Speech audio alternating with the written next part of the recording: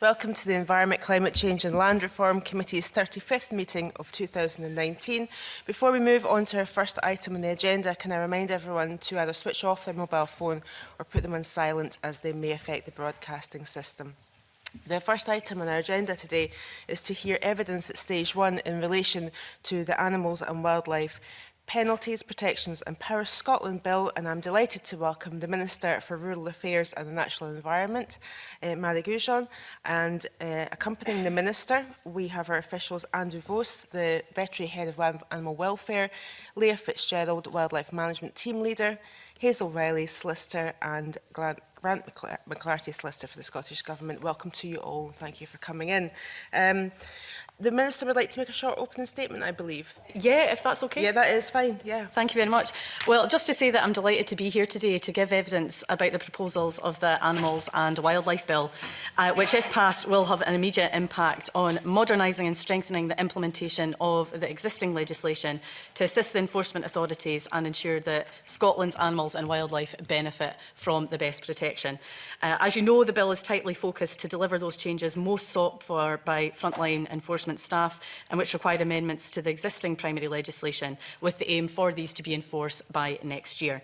My officials are also working on a number of other initiatives that do not require changes to primary legislation, and I hope the committee appreciate that this package of complementary measures will address a wide range of stakeholder concerns regarding Scotland's animals.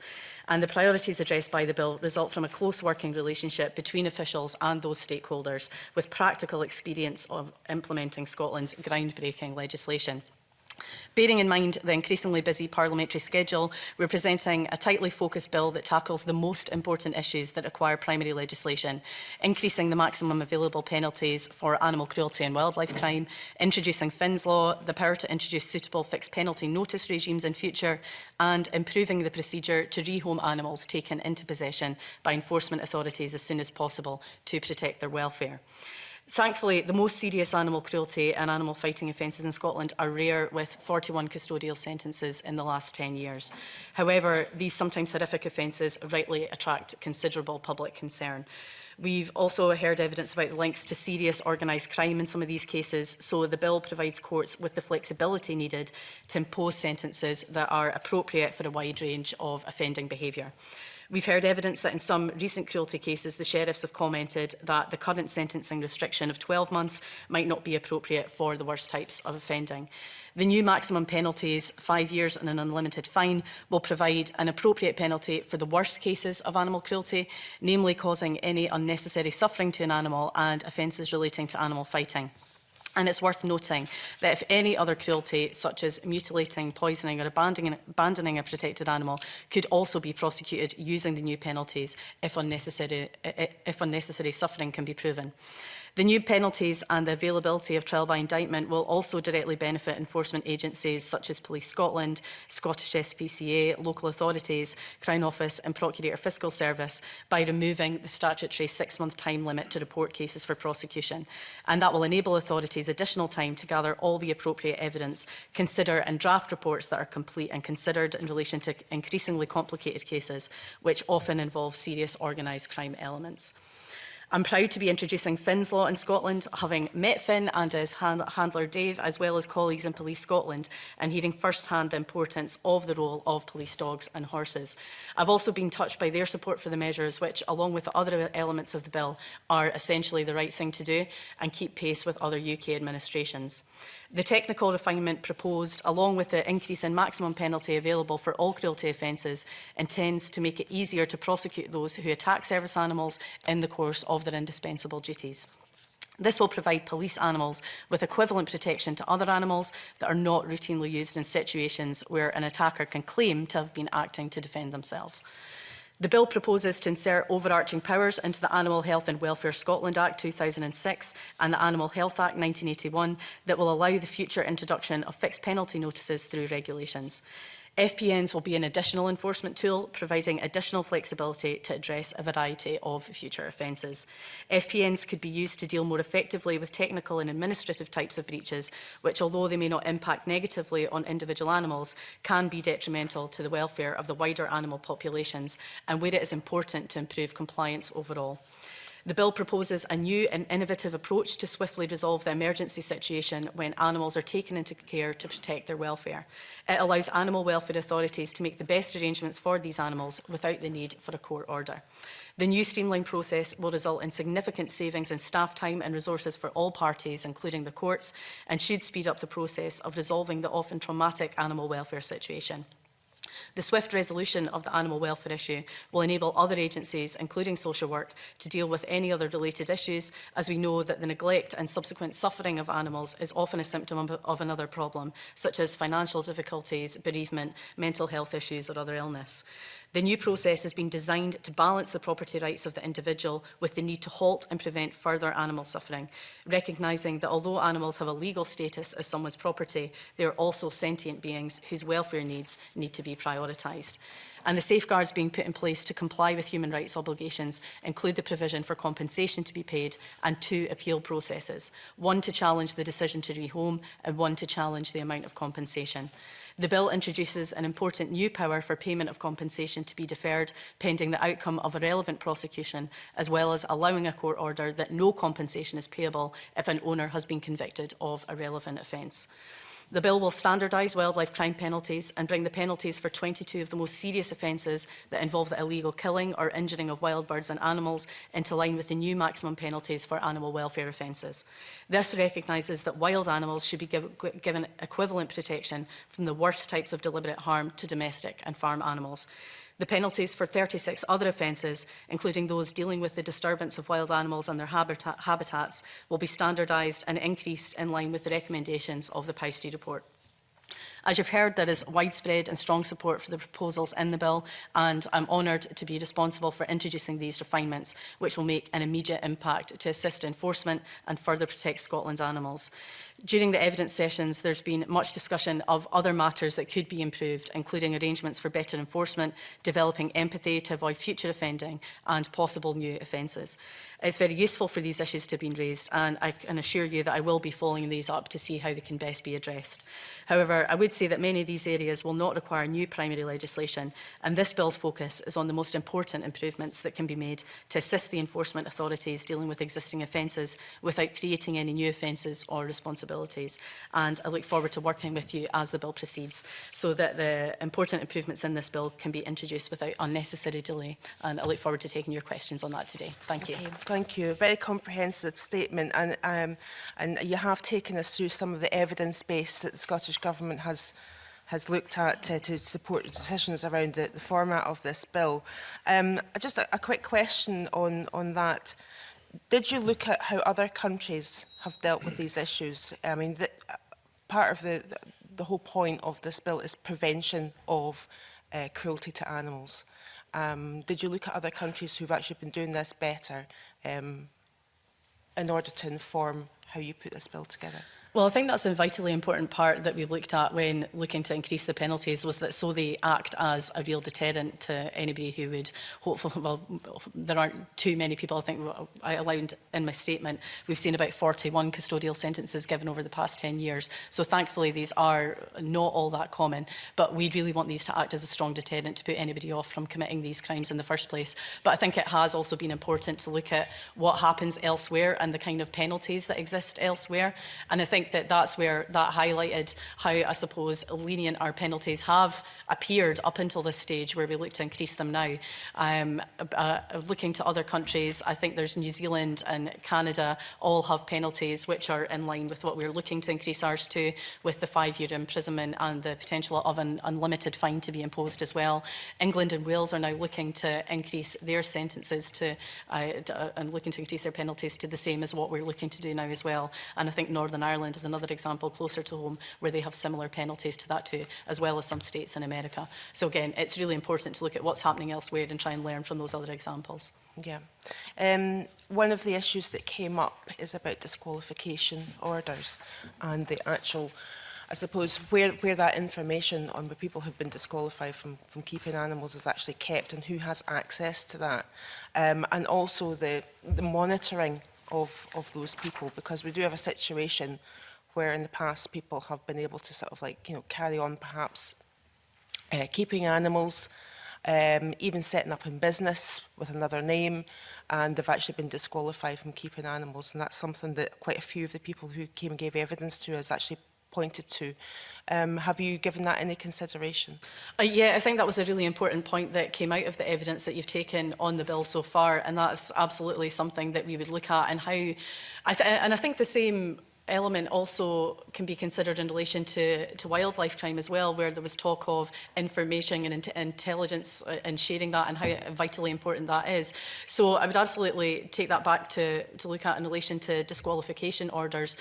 I suppose it's about how we better make that information available, rather than looking to set up an entirely new database where all that would be, where all that information would be. Because I think if we're looking at setting up new databases, there's obviously resource implications for that. And I think if we have those, it's again about making sure we share that information better, and making sure the agencies that would need to know that information have access to it, not necessarily making it publicly available, but making sure that we do what we can to make sure that. Because we heard from, for example, SSPCA and the police that they could be walking into a situation where there's been a report, perhaps from a neighbour or whatever, and they don't realise that the person actually has been disqualified from keeping animals, and they're walking into a potentially dangerous situation. They at the moment don't feel that they've got access to that information to hand. Yeah, I absolutely recognise that, and that's where I think that's something that we need to seriously consider, and see how that information could better be shared with the agencies that need access to it. Yeah. Stuart, you had a quick question on that question. Clearly a prison sentence serves as punishment. Clearly a prison sentence removes the offender from the opportunity while they're in prison to re-offend. But you have chosen the third leg as the one to stand on, deterrence for long sentences. I asked one of our previous witnesses to provide evidence that longer sentences act as a deterrent. My view is that actually being caught is the thing that matters, rather than the prospect of a sentence. So what evidence is the Scottish Government relying on that longer sentences actually constitute deterrence?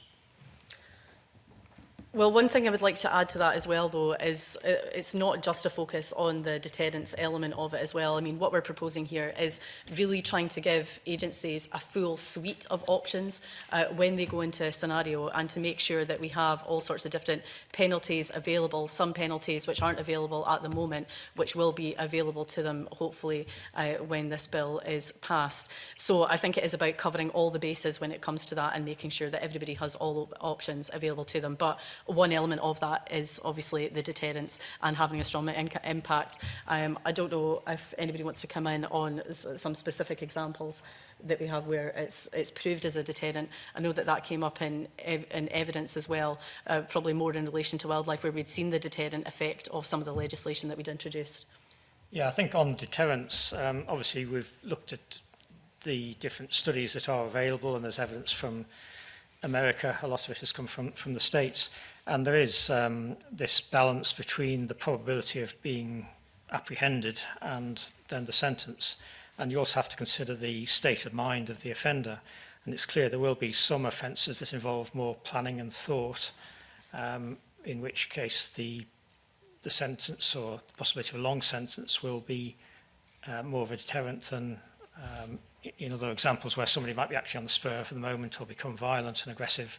They might not be thinking of the deterrent effect. But the importance of the long sentence is also to recognise the public abhorrence with some of the worst cases of deliberate sadistic cruelty to domestic and wild animals. And so in these most extreme cases, that's part of the justification for the long sentence. In other cases, there will be a deterrent effect if someone has has been through the planning process and is thinking about going and committing a crime. Then, and we've also heard about the potential profit that can be made from some of the crimes, like illegal puppy dealing, possibly animal fighting, with profits made from gambling or selling fighting dogs. So in those cases, we think that the longer sentence will be a deterrent where there's more planning and thought gone into those activities. There's been inconsistencies with sentencing when it comes to the the banning of keeping animals or disqualification orders. What work have you done to ensure that there could be a more systematic approach to disqualification orders? I would say that in Section 40 of the Act, I mean, there is already, I would say, a strong presumption in favour of using disqualification orders, because right now courts have to actively consider that, and if they don't grant a disqualification order, then they have to give reasons as to why that is the case. So in some ways I would say that we already have that in the legislation that we have at the moment. So you suggest, should there be a presumption that there will be a banning order in the cases of animal welfare convictions as a basic standard? Again, I would say that I think that would already be the case. I mean, I don't know if you had anything contrary to that in your evidence, but Yeah, well, again, that certainly the evidence we got that there was inconsistency in applying banning orders. Again, I would say that, I mean, it already exists in the legislation in Section 40 that there would, again, courts have to give a reason as to why they haven't granted a disqualification order. So in that sense, they have to be considered in those cases. So I would say that already exists in the legislation that we have at the moment. So there's no plans within the bill to strengthen that? No, there aren't. We're not proposing any changes to that. Okay. Can I ask you whether there's any further work going to be done on what resources are available to ensure that new awareness raising, because it's all about deterrent, we just want to stop people being cruel to animals, so deterrent is really important. Can you tell us what work you're going to do to resource further awareness raising? Because we've seen in the past, for example, with the Control of Dogs Act, where there appeared to be a lack of awareness, so the Act didn't actually have the effect that we might have wanted it to have.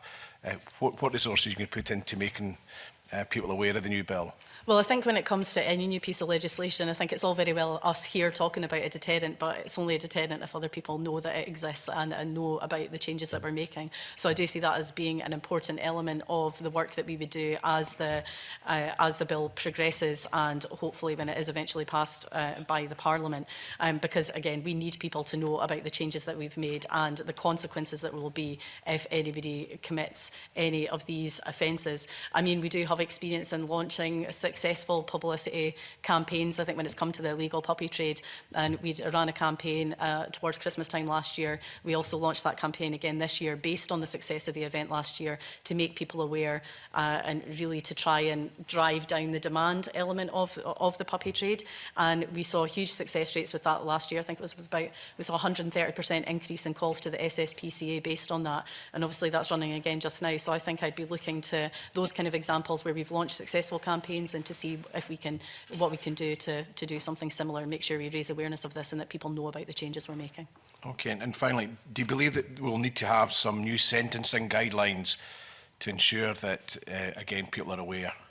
Yeah, I know this is a point that had come up through the evidence as well, and I do think, well, that would be up for the Sentencing Council to determine, and up for them to prioritise as part of their work. I mean, I know that they had been working on prioritising sexual offences at the moment, and I think their current work programme takes them up to about 2021. But I think that with this new piece of legislation, I would imagine they would have an interest in that and in developing that. But that's something that, again, I'd be happy to raise with Justice colleagues and perhaps flag up that this should be something that, or perhaps something that they would look to consider. Okay, thank you. Just want to come back before I move on to my colleagues' questions about this sort of knowledge sharing of people who've actually maybe been banned from having animals, or they've been convicted of animal cruelty, animal welfare crimes. There is a link. I mean, there's a link between animal cruelty and violent behaviour. We see that often.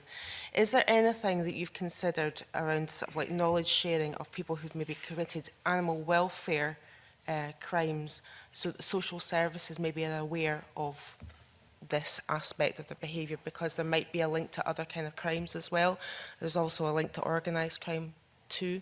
Oh, absolutely. I mean, I think that was really important in the evidence too, and that's what I think the Scottish SPCA do a lot of good work. I think especially when it comes to prevention and working with young people, I think identifying those links that can occur later in life and trying to make sure they work with young people at an early stage. So I think that that's absolutely something we would look to do. Obviously not as, we don't need the primary legislation to do that, but I think that we can look to see how we can improve those links. And again, it's all about that information and intelligence sharing to make sure that if other agencies need to be made aware that they are aware. Okay, Claudia, you wanted to come in on Thank that. you, Kavina. Good morning to you all. It was a brief supplementary on that, Minister, in relation to some evidence we heard that in some states in the United States, that if there is an animal welfare, if there's a serious crime committed and there's sentencing, that the information about that offender is passed to social services. And I thought that was an interesting, obviously it wouldn't be on the face of the bill, but I think it's something that's quite important to be considered on the record. Absolutely. Again, we'd be happy to look to those other examples and see if there is a knowledge and that we can transfer over to what we're trying to do here. Thank you. Now to questions from Rachel Hamilton. Good morning, Minister.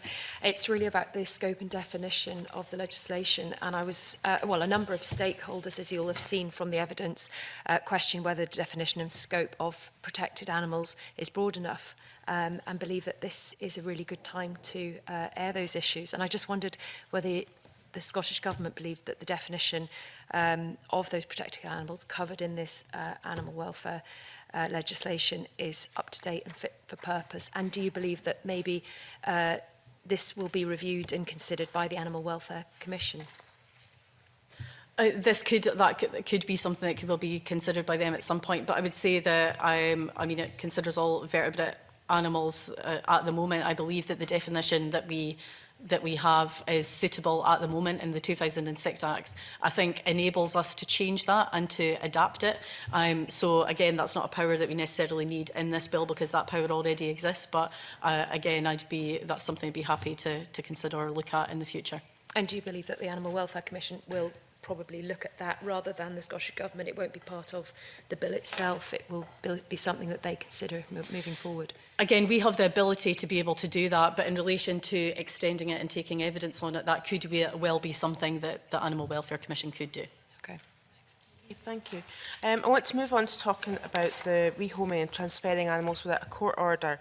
And the Minister will be aware that I have a situation in my constituency where dogs and puppies were kept for nearly 2 years until a court process happened. So it's welcome that we have a situation where animals might be able to be rehomed very quickly. But there are some issues that we want to sort of clarify in terms, I guess, of the rights of the owners of those animals as well. When an appeal's lodged, are there any opportunities to expedite that appeal in the courts if there are welfare issues caused by that delay, first of all? Yeah, in relation to rehoming, I do think, well, there are obviously lots of important elements to this bill, but I think that this is one of the key parts of that really will be a transformational change, I think, for the enforcement agency. So I just want to make that point. And I think the SSPECA highlighted in their evidence that it could potentially save them in the region. Well, I think they've spent about £1.5 million within less than 2 years of having to care for animals. So I think this is where there could be a really positive change. But in relation to appeals, so I think what's important to highlight with this is that we've completely reversed where the onus now lies. So the onus now lies on the owner rather than on the enforcement agency, and I think that's a really important change. So there will be a 3-week window in which somebody can, it's up to the owner then to lodge an appeal within that time. And we've tried to make that, well, the process is as streamlined now as it possibly can be, because I think another important change is it's up to the sheriff to make a decision on that, and I think the nature of how that appeal will be determined means that it should be a streamlined process and not a long drawn out affair. But also when it comes to another big important change with this is the fact that the sheriff's decision is final and there is no right of further appeal beyond that. So again, that's an important change which I think will make a big difference. But I don't know if Grant, if you want to come in or add anything to that. Just to clarify, the process would be summary application procedure, which is designed to be the most streamlined procedure available within civil court procedure. So I'm not aware of any other procedure that's ready-made that could be used.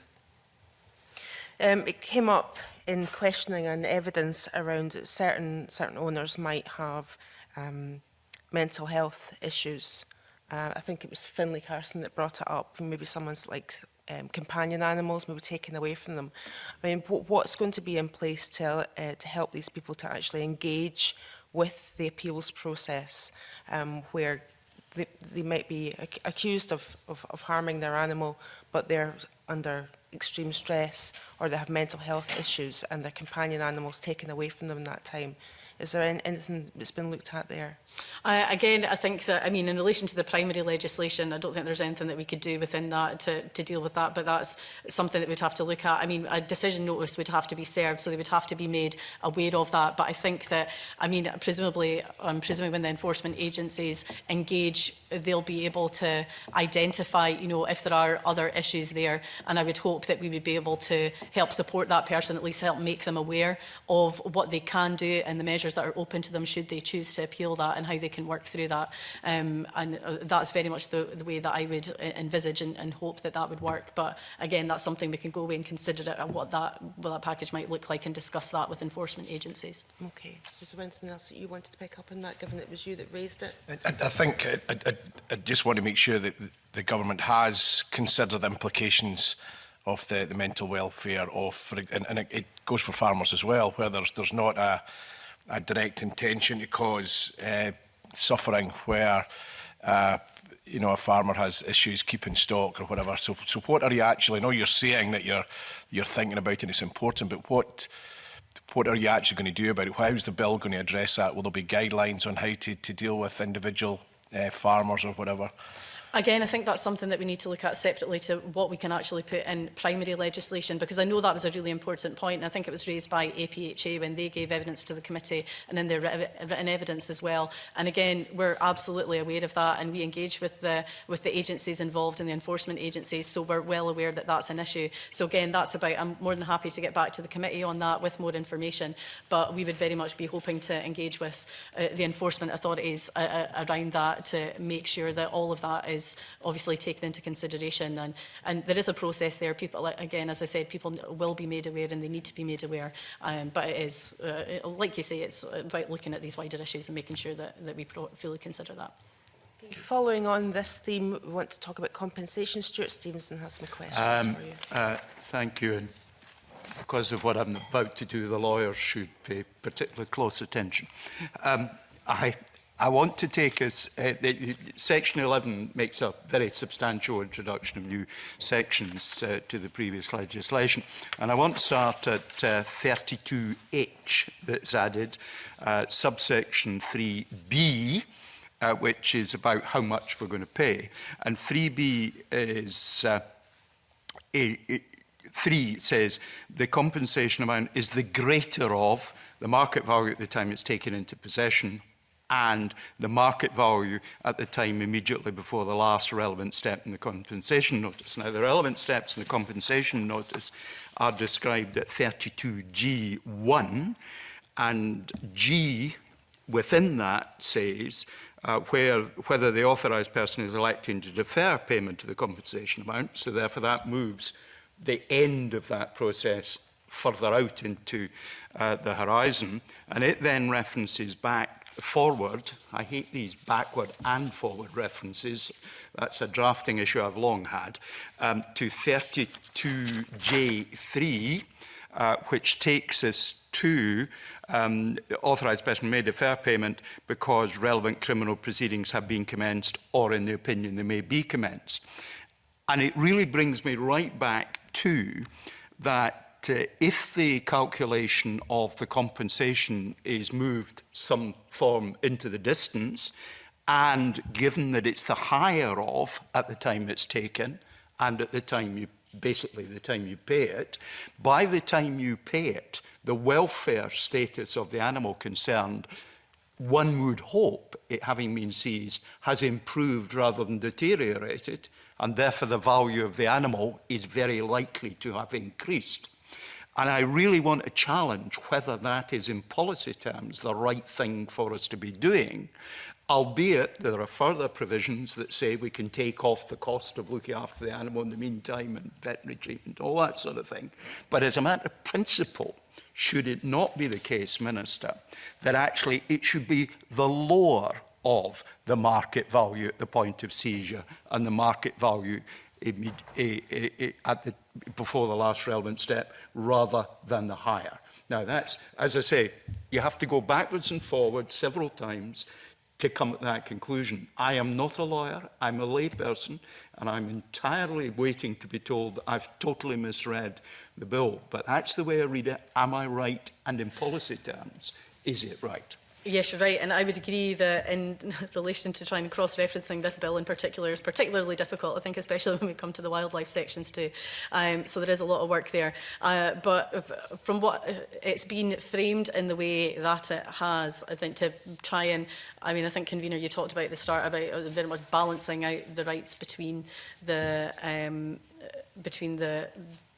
person who owns those animals and their property rights. I'll probably pass over to Grant to maybe elaborate a bit on that. But I would sorry, try. before we hear from the lawyers, and I'm very happy to hear from them, as a matter of policy, which I think lies at your desk, Vary, rather than at the lawyer's desk, should it not be the case that any increase in the value of the animal after seizure should not be attributed to the person who's been deprived of ownership of the animals, because it arises from the state intervening, not from any action of the owner?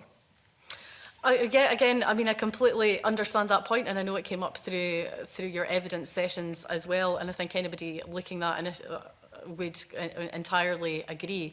And again, I think it's been phrased in the way that it has. It's also to, as much as I talk about balancing up the property rights of the owner of those animals as well, it's also to try and take away that what could perceive to be as a profit element when those animals are eventually sold on. And again, that's why it's phrased as it is at the moment. But do forgive me, Minister, if there's a profit from having seized the animals that would have not existed if they hadn't been seized, should that profit not accrue to the state rather than to the previous owner? That's the principal point I'm pursuing here. But that's where I'm not sure if that is an element that actually would go back to the state, or that profit would go to the enforcement agency who has been caring for that animal. I see Mr McClatchy has got a powerful torch to sign on the legalities here, possibly. Perhaps the policy justifications could be elaborated on first, and then I could explain the legal justification. Yeah, you've got into that. I think it's important to understand the current arrangements are that when animals are sold by the enforcement agencies, then currently that income will go back to the owner minus relevant expenses. And there's actually a couple of examples in the financial memorandum of where that has happened. In many cases, the expenses of the enforcement authority will be quite substantial, so the amount of money going back to the original owner won't be all that much. And I think the important thing we're trying to do here is, until the person is actually found guilty of an offence, we have to treat them as though they are not to blame in legal terms, no matter what we may think of them or what prejudice we may have about their circumstances. It's only fair to treat them as innocent until they've actually been convicted of an offence.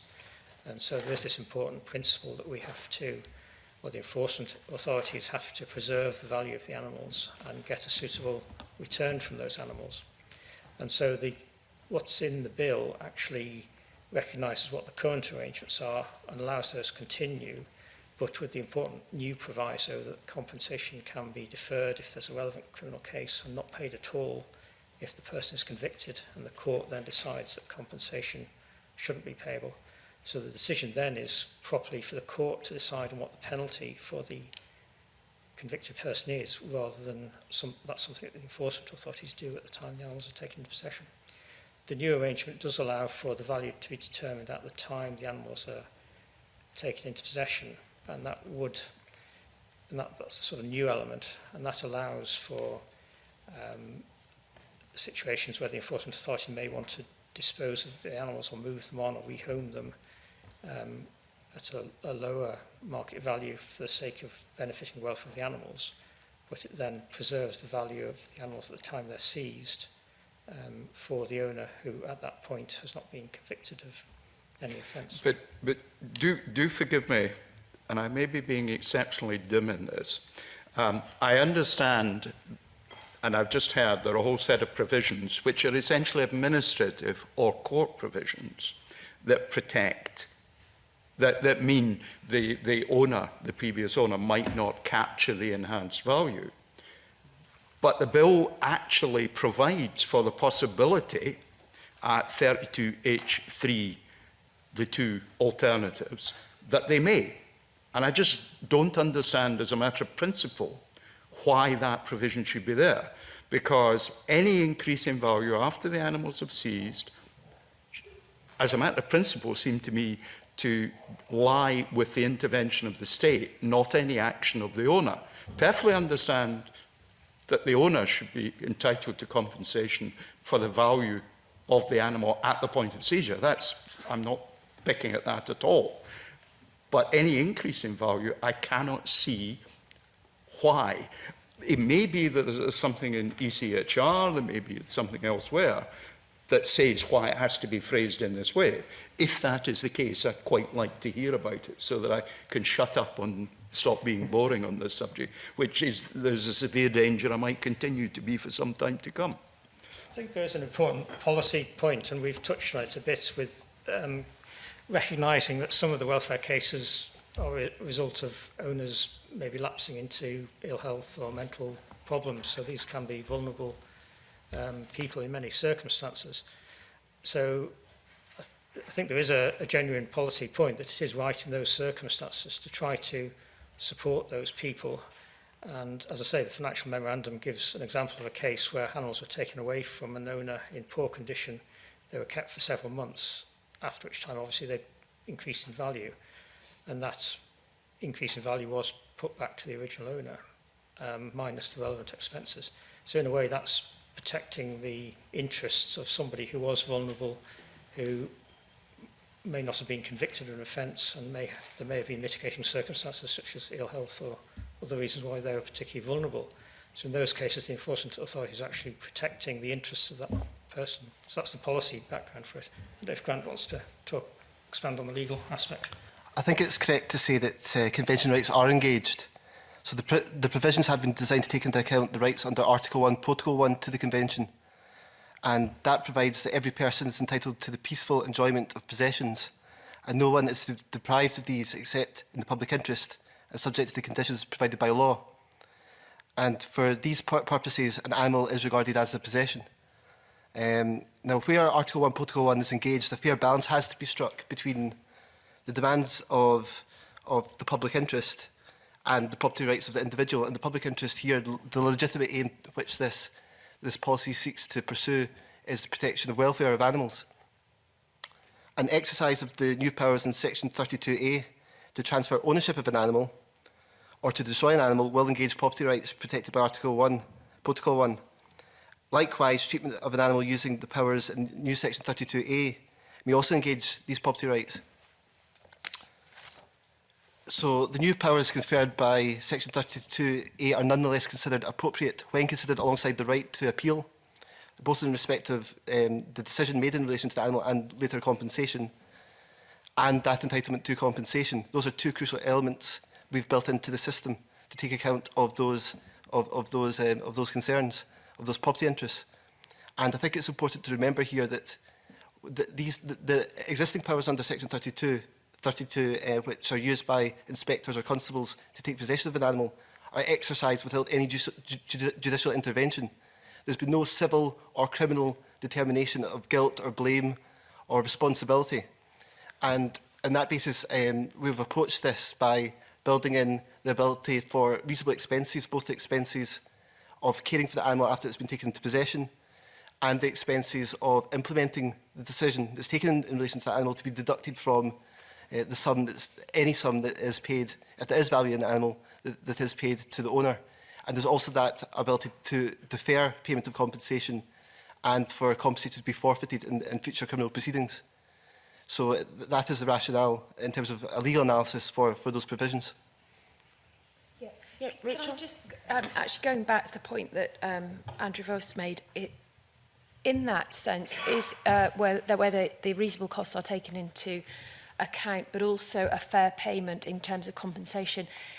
You've specifically mentioned the kind of the legal definition of that, but and obviously it's up to those people to make a decision whether there was an issue of welfare because of a mental health condition or perhaps stress that we've talked about today. Does this legislation have the ability to take that into account, or is that actually just specifically the role of those people who are making a decision about a reasonable cost or a fair compensation at the time? Does that need to be in this bill? It would be up to, I mean, it's up to the authorised person whether they would, and the authorised person as defined in the legislation, and it's up to them. I mean, they can make that judgment as to whether, I mean, they have to lay that out, like why they believe that compensation should be deferred. So I would say that they have the relevant powers there to enable them to consider, to take all those factors into account. Right. We're going to move on to talking about Finn's Law. Angus MacDonald. Okay, thanks, Convener. Looking at Finn's Law in a bit more detail, certainly welcome your remarks in your opening statement regarding Finn's Law, and I'm glad to hear that you've met Finn in person. The committee's heard broad support for the proposal, which will clearly enhance protection for service animals. But it's also perhaps worth noting that we heard from Police Scotland last week that attacks against service animals have been rare in Scotland in recent years, which is welcomed, I'm sure, by all of us. However, some stakeholders have suggested that Finn's Law provisions could be extended to other animals that are put into potentially vulnerable positions through providing assistance to people such as guide dogs. And other assistance animals. So why is it appropriate for these provisions to be limited to service animals and not to other animals that provide assistance to people, such as guide dogs? And have you considered broadening the definition? Well, again, I just thank you for those comments, because I do think this is another vitally important part of the legislation that will keep us in line with other changes across the rest of the UK too. But I would point out that this isn't really about changing a definition in the legislation. It's about actually recognising service animals and giving them the same recognition as what other animals have in legislation, and recognising them as sentient beings rather than property. And I think it's important to highlight that, because what we're actually doing is removing a defence of, say, self-defence as it exists in the legislation at the moment, I think within section 19 of the 2006 Act, which has enabled people to claim that, oh well, if they attacked a service animal because they were defending themselves. But I mean, by the nature of the work that these service animals do, I mean, that's what they're there for. So it's really about giving service animals the same level of protection. So it's not really about changing a definition or adding to a definition, but giving them the same protections as what other animals in Scotland have. And then obviously that being open to the increased penalties, which we are increasing for section 19 offences. Okay. We've heard from stakeholders who also raised the possibility of treating attacks on service animals as an aggravating factor in relation to an offence. For example, if a person was charged with a public order offence, an attack on a service animal could be an aggravating factor as part of the offence, resulting in a higher penalty. So has the Scottish Government considered whether an attack on a service animal could be treated as an aggravating factor in relation to an offence such as a public order offence? We hadn't looked at that. I mean, the bill is really about essentially increasing penalties and powers and looking at the offences we already have. It's not really about in creating new offences, which an aggravating factor would be. So I think in order for us to have done that, we would need to consult further on that and look at that further in that sense, which again, we're not creating any new offences here. So I think that's something I would be reluctant to do at this stage. But I think that it's also important to note as well that an attack on a service animal can be prosecuted as part of a public order offence as well at the moment. But in terms of adding that again, that would be mean doing a whole host of other work in order to include that as part of the legislation. Okay, thanks. Thank you. Right, moving on to talking about fixed penalty notices. Stuart Stevenson, nice and succinct, please, Mr. Stevenson. I'll do my best, Convener. I note the introduction of the Act makes 2 references to fixed penalty notices. In your introductory remarks, you said this bill is about the worst cases, but clearly fixed penalty notices are presumably about the least worst cases. I do note in the consultation you've just put out on fixed penalty notices that marine enforcement officers can issue FPNs, and they're not constables, interestingly, of course, which are up to £10,000. So it's clear that in some circumstances it can be more substantial than we familiarly think of as fixed penalty notices. The bill basically doesn't put any limits on what an FPN could be. It would be useful to get on the record perhaps some idea of what the government thinks the limits are to be, and whether the government thinks that actually the bill should perhaps state what the limits are. As I understand the Fishery, Aquaculture and Fisheries Act 2007 does in relation to MEOs.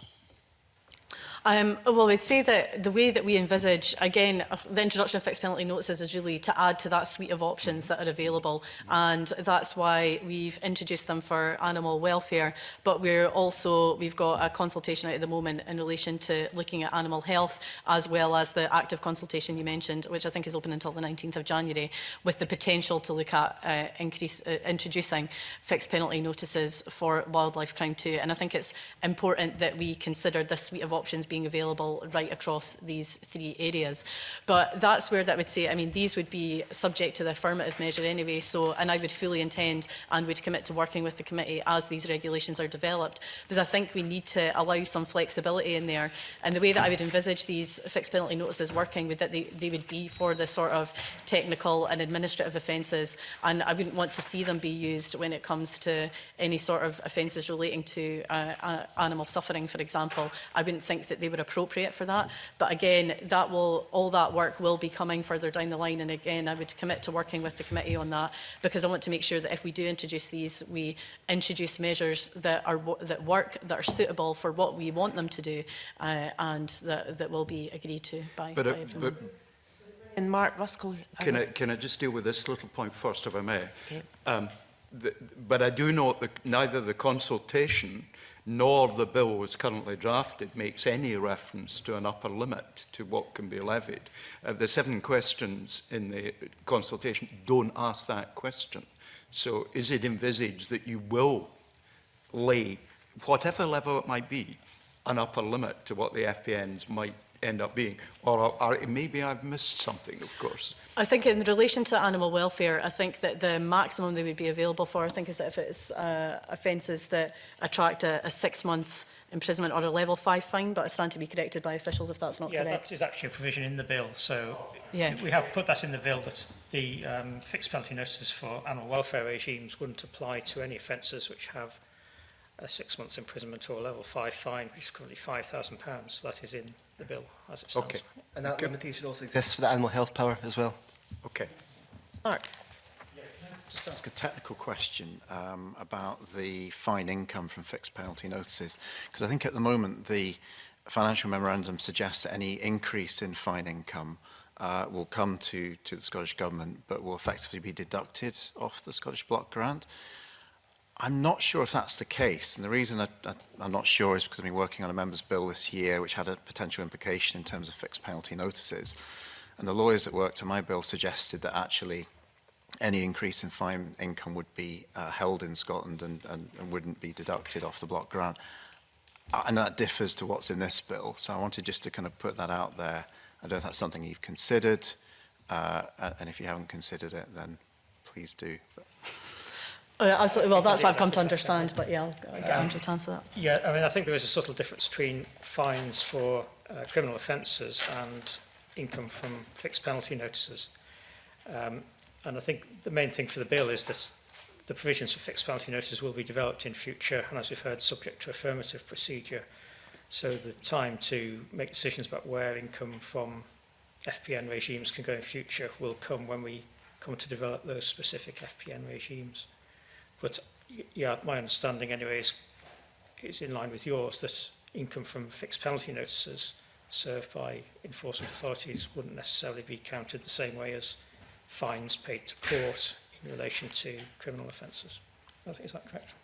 Yes, the detail would need to be developed, but I know of no legal barrier to that happening. Okay, I might seek some clarification on that ahead of stage 2, because I think it's dealt with differently in the financial memorandum, but I realise time's moving on. But again, that's something that I'd be happy to look at in the meantime and get that information and feed that back to the committee.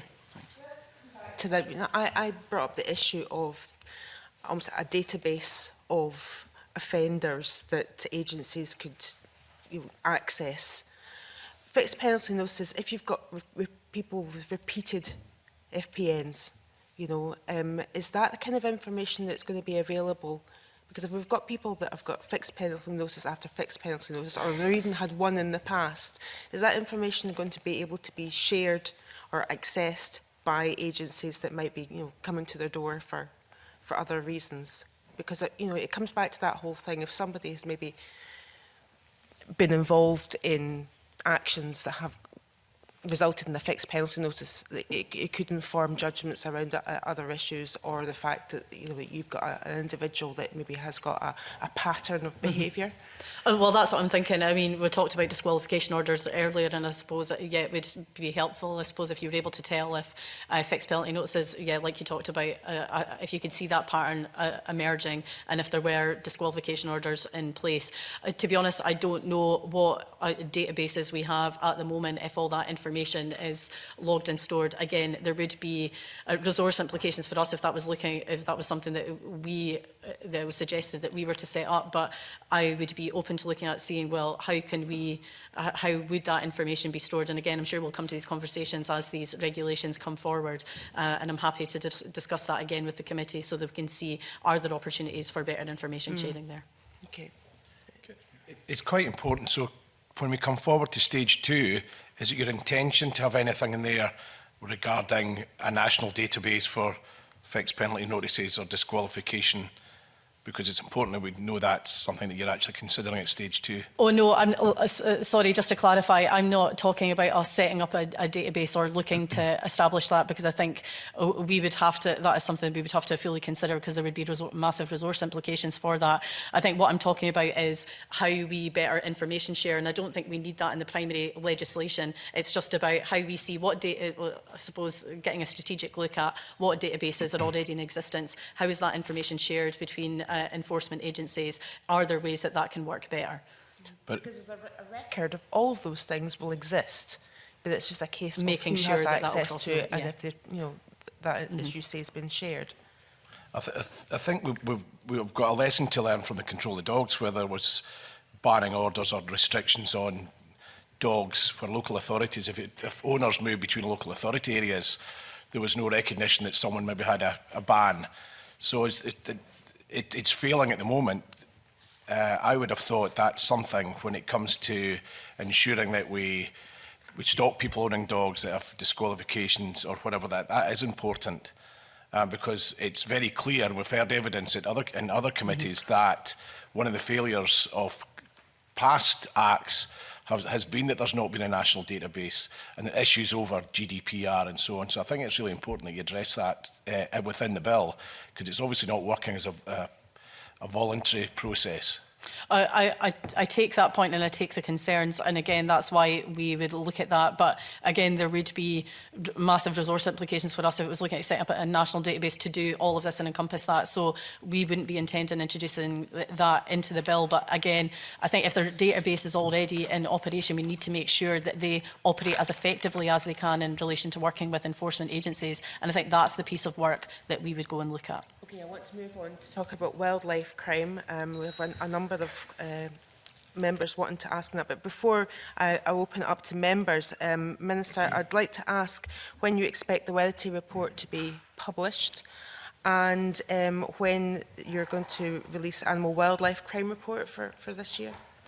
As the First Minister said, I think in response to First Minister's questions, I think that was last month that the report would be published by the end of the year, and that's still the timescale that we're looking to. And sorry, your second question? Second question is about animal wildlife crime figures. That'll be available by the end of the year. Okay, thank you. Right, moving on to questions from Mark Ruskell on wildlife crime penalties. Very welcome response there from the Minister.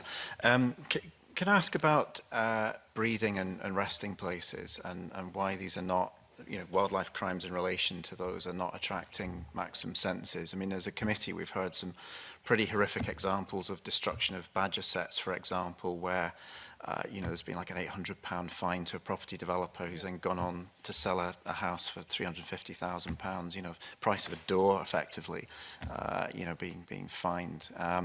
So why is there scope to increase maximum sentences for those that are willfully destroying these breeding sites? It'd probably be best for me to try and explain the rationale behind how we develop the proposals as they are at the moment. And I think it was a case of, there are over 300 different wildlife offences. So it was trying to, I suppose, harmonise some of those. And I think the penalties that we see for the worst types of offences, we categorise that in relation to killing, harming, our protected species. But if the committee have any particular recommendations about other offences that should be looked at, or if that should be changed, or we should consider that for other things, then I think that's a discussion we'd be open to having based on the evidence that you've heard. Okay.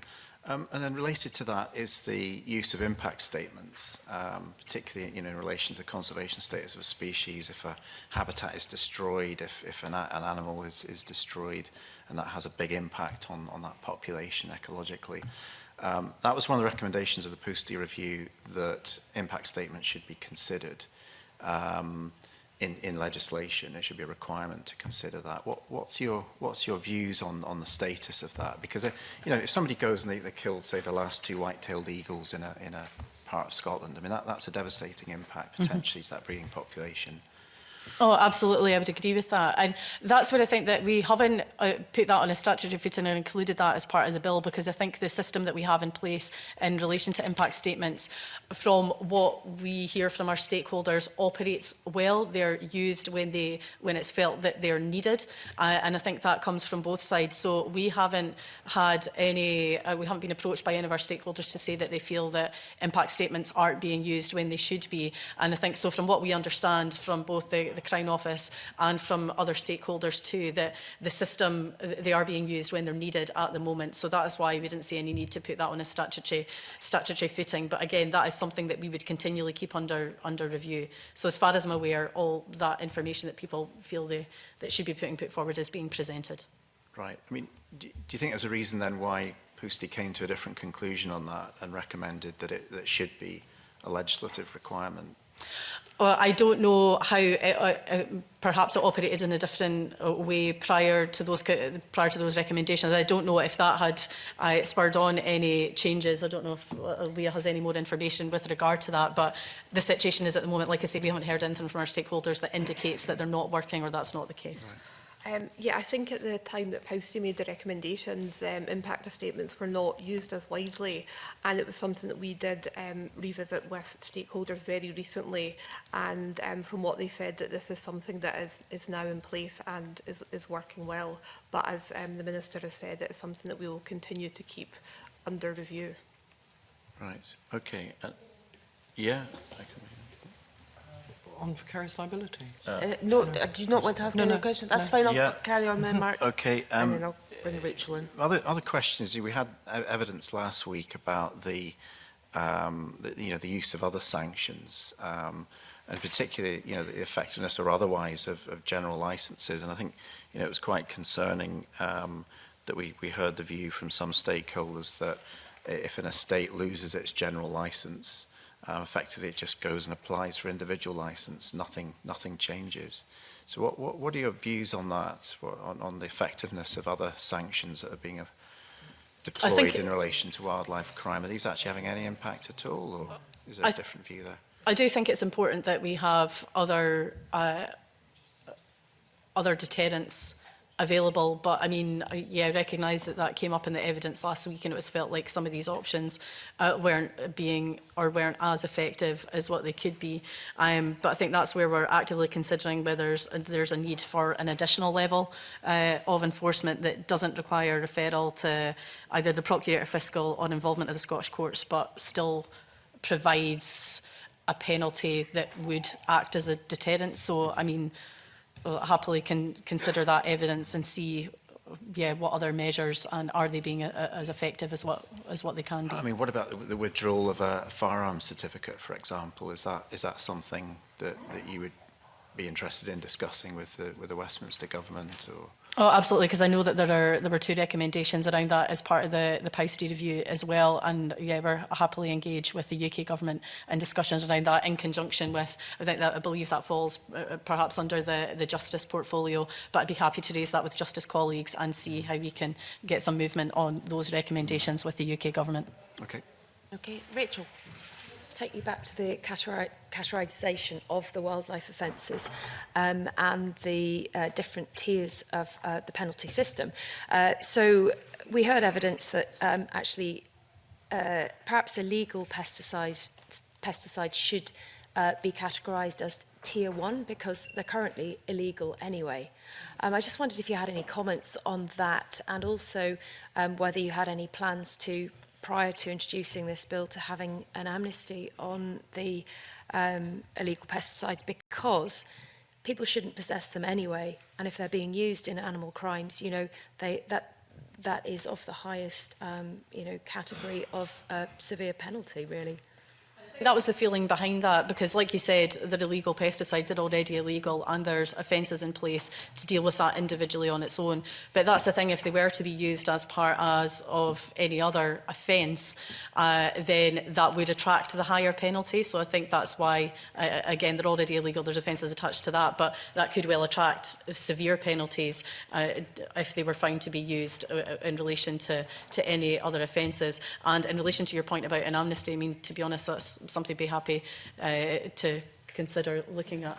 Oh, sorry. Sorry, just to clarify, there has been a previous amnesty which was quite successful and did result in the handing in of a lot of pesticides, but whether it's something that could be done again is something that we could speak to stakeholders about. We would hope after the last amnesty we had maybe got all of what we needed, but we can look at that. Yeah, and I'll happily get back to the committee and let you know. Yeah, I completely agree, because I think an awareness raising campaign alongside this bill, which is obviously attracting a lot of attention, could be very effective. Yes. Claudia? Minister, could I take you back to the general licence situation that Mark Ruskell raised, and just seek clarification that there, as you will know and the lawyers will know, there's an SNH withdrawal of a licence for Lead Hills Estate at the moment, and of course it's a civil issue, but I am perplexed and I would seek legal clarification as to why, and it does have relevance to this bill, why when the estate has appealed, why the licence should be reinstated in the meantime. And obviously with criminal law, as I understand it, that wouldn't be the case if you appeal, so I would just like clarification about that. Okay, in relation to the legal point of pass on to I think that's something that we would be happy to write to the committee with a response on, because it is quite a technical area, so I think to get it right, we'd be happy to write to you on that. That would be helpful, because it's concerning to constituents who've approached me that it should be reinstated while there's an appeal going on. So I don't understand that. That would be most helpful. Thank you. Yeah, thank you. Yeah. Vicarious liability. Right, thank you. Vicarious liability has been something that I was very pleased and relieved that in the last session of the Parliament that it was brought forward as a crime. There's been quite a lot of evidence, as you will have seen, but also outside this committee as a South Scotland MSP, and I'm sure there are others who've also received correspondence on this. I wonder, Minister, if you are satisfied with the uptake to date of vicarious liability with respect to wildlife crime, and have you looked at the potential of expanding it to further wildlife offences in the context of this bill? We hadn't considered opening it to other offences, but I mean, again, that's what I'd look forward to the committee's report on that, to see what evidence you've taken, if there are any particular views that it should be expanded to any other offences. I mean, I know that there is a lot of concern about this. I know that came up in some evidence. I think I can't remember if it was from the RSPB about it initially acting as a deterrent, but it was seen to have perhaps lost that effect, or that was certainly the impression anyway. I mean, there is a high evidence threshold that has to be met for vicarious liability, and I think that that's something we don't have the ability to change or we can look to change as part of this legislation. I do think it's an important tool that we have available, but again, I think it will always be quite a hard thing to prove, given the requirements that have to be met for someone to be prosecuted using that piece of legislation. Right, thank you. And I asked this question of the Bill team, but could I just seek final clarification that it's the case that there doesn't have to be the actual perpetrator of the crime arrested, that it simply has to, not simply, but it has to be the case that there is evidence of an alleged crime before vicarious liability can proceed, because that is very important. It is in remote and rural areas very often where it's difficult to, I mean, we'll come on to issues around evidence gathering, but it is very difficult sometimes to exactly know who might have perpetrated it. But if it's on that landowner's or that company's land, then that's the question. That's where I would stand to be corrected by officials, but from my understanding, one of the tests that has to be met is that the perpetrator of the alleged offence doesn't need to be prosecuted in order for a charge of vicarious liability to be pursued, but the perpetrator of that offence has to be known. Okay, and I just want to double check that's correct. Vicarious liability, they have to be able to establish an offence was committed, yes, who it was who committed that offence, and the relationship between the person vicariously liable and the offender. But a prosecution does not have to be taken against the principal offender. Well, my understanding had been different, so I would really appreciate clarification. I had understood, and I may have misunderstood, so I apologise if I have, that it was that there had to be evidence of a crime on that landowner's land, not that the person had to be known. They do have to prove the relationship between the offender, so they have to have sufficient evidence of the person who committed the offence, but a prosecution doesn't have to be taken against that person. Right. So being on that person's land or that company's land is not sufficient in legal terms for vicarious liability prosecution to proceed. That's correct, but we can again clarify that in writing just to be absolutely clear. Okay, yeah. That's helpful. And I've got one further question about vicarious liability, if I may. And that would be, should nature conservation and welfare organisations have a right to request a review of decisions by the Crown Office not bringing forward a prosecution against a landowner in relation to a wildlife crime in a similar way of a victim's right to review? And I think transparency in these issues is extremely important. So that might be one way in which the public and groups that have concerns about animal welfare could be reassured. Oh, no, I completely understand that, and I know that's a concern that's been raised, is not really understanding why certain decisions have been taken or how that's been reached. And again, from my understanding, and again, I would stand to be corrected on that, now there are some ways in which some organisations would be able to request a right of review at the moment under legislation as it currently stands if they are the victim of that crime. So yes. I think for an example of that could be if something was, or an incident was to occur on, say, RSPB land, they could then ask for a review of that. They would be the victim of that crime. But again, I just want to double check and clarify that would correct. Be the case. Under the policy, businesses, companies and other organisations which are victims of crime are entitled to ask for a review of decisions. Oh, that's helpful. Thank you. Thank you.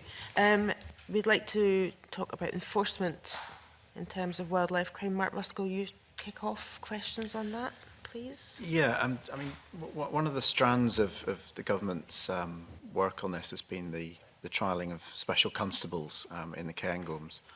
And, you know, we don't have a full evaluation of that, but the early indications are that it didn't really result in any detection and enforcement of wildlife crimes. So will there be a full evaluation of that, and will it come during the passage of this bill so that we can actually reflect on whether that's been of use or not? Yes, a full evaluation of that pilot is undergoing. I'm just seeking to see when that will be available. That will be available early in the new year, so it will be while the bill is being considered. And I'll obviously write to the committee and make you aware of when that information is published. Do you have a view on it, on the effectiveness or otherwise of that? I mean, will it be rolled out across Scotland, or are you drawing a line under it? Or? Well, again, I haven't seen the full evaluation. I think we need to wait and see what comes out of that and how effective it's been. I mean, there haven't been any prosecutions through it, but that's where we need to be open to look at, right, okay, well, if this hasn't been as effective as the way that we would have hoped, what else do we need to do, and what other means can we look at to try and improve, really? Because, again, as Claudia Beamish mentioned, I mean, the very nature of these crimes are in the areas that they take place. They're hard to detect, and we need to do what we can and look at how we can better improve the detection rates and how we can really effectively tackle this. Finlay? We've heard in evidence that there needs to be more resourcing of wildlife crime detection, because it's very well increasing the penalties, but if there's no increase in the chances of criminals being caught, you know, there's little point. So what plans have you got to further resource the detection of wildlife crime? Well, I do think there's a few other things we can look at. I mean, I think what was interesting about that came from, I think that was the evidence session last week, was some of the suggestions that came from Detective Chief Superintendent Cunningham, where I think he made some valuable points there and suggestions that we really need to consider. I think a few points he'd made were about better intelligence sharing. There was another one about, I think, potentially setting up a short life working group to see how organisations could better work together. So I think it's really about trying to pursue all these options and looking at how we can really try and attack this from all angles. I would like to think that from one end we have the strong deterrent effect with the increase in penalties that we're introducing, but it's also about how agencies can better work together and do that valuable intelligence sharing. And I think that that's where we're happy to look at any recommendations that the committee have in relation to that, as well as what's come out of evidence, and happily consider all of those.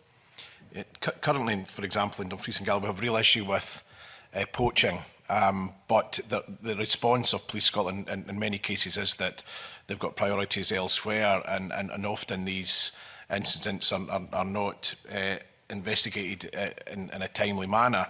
What reassurance can you give people in rural areas that Police Scotland will be able to address an increase in reporting or whatever?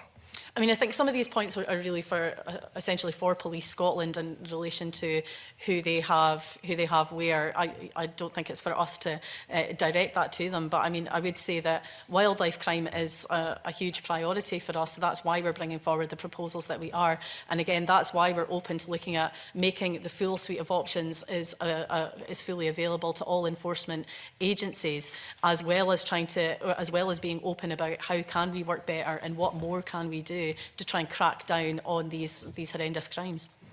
Okay, Claudia? Thank you, Kavina. Could we turn to one of the tools that can be used, which is the covert video surveillance possibilities? We keep highlighting the remoteness of areas, but in that context, that is very important. And as you'll know, Minister, stakeholders have generally welcomed the increase, the maximum penalties for a range of reasons, but in part because this will enable the police to apply the use of it more ably and effectively.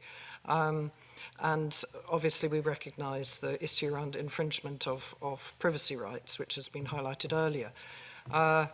So I wonder if you have any comment on that possibility, and also what RSPB have said, that could there also be, they state that they think there should be, but I'm going to frame it as a question, could there also be a place for non-statutory bodies to use cameras if they're not infringing privacy rights, and as you'll know, there is a history to that. Yes, no, I'm aware of that. But I think that's one of the really important things about what we're proposing here today, because I think because we are now recognising and will be increasing the penalties as such that these are defined as serious crimes, then that then enables intrusive surveillance to be used. Because I think that's also important. I think that came out in the evidence from the Chief Superintendent Cunningham last week as well, was that the police already have the power for direct surveillance at the moment, which they can use already, but it is that increased power for intrusive surveillance which will be important. I mean, when it comes to admissibility of evidence, again, that's something we're not able to affect, and that's entirely up to the courts to decide, and that will always remain within their remit. So there isn't really much we can do or would want to do to that effect. But I think it's what we're proposing, I think, does have a positive impact in relation to the types of surveillance that can already be used, that can be used now. Yep. Right. We move on to talk about SSPCA powers in relation to wildlife crime. Mark Ruskell. So, Minister, have the SSPCA approached you to request more powers in relation to wildlife crime? They have within recent weeks. Okay. Well, what's your view?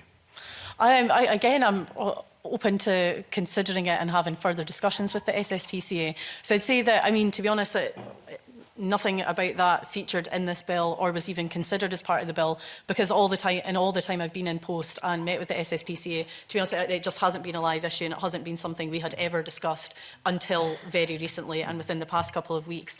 So again, I don't rule anything out, and I would happily consider any options. But again, I think that's where I come back to some of the evidence that came up last week. I think that there's a few things that we can be doing in the meantime, whether that's better in intelligence sharing and looking at some other suggestions that have come out of evidence where we could be working better together and enforcement agencies working better together.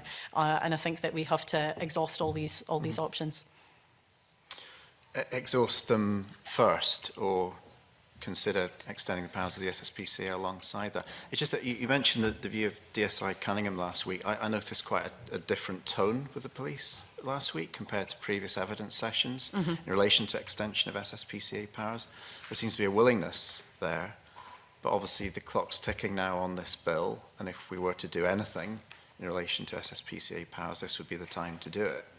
Well, I think it's the case of looking at what we can do in the meantime, but I do see that as being longer term and not something for consideration of this bill, purely because I think that had also come out in previous evidence, and I think that was from one of the academics you'd heard from, maybe Mike Radford talked about them becoming a public body. Now, I think if that was to happen, these are substantial discussions that the SSPCA would have to have within themselves as an organisation if that was a road that they wanted to go down. So I don't think it's fair for us to really try and cram that in within the time that we are looking to introduce this bill, and I would hate to see us delay the provisions that we're proposing right now anyway. I mean, I've committed to examining that, but I think we need the time, we need the space to fully evaluate that as an option and not one that's constrained by the timelines of the bill. But would you say then that there's an issue in relation to the SSPCA's existing powers under the 2006 Act? I think it's, again, I couldn't go into detail or bottom out all the issues here today because, quite frankly, we've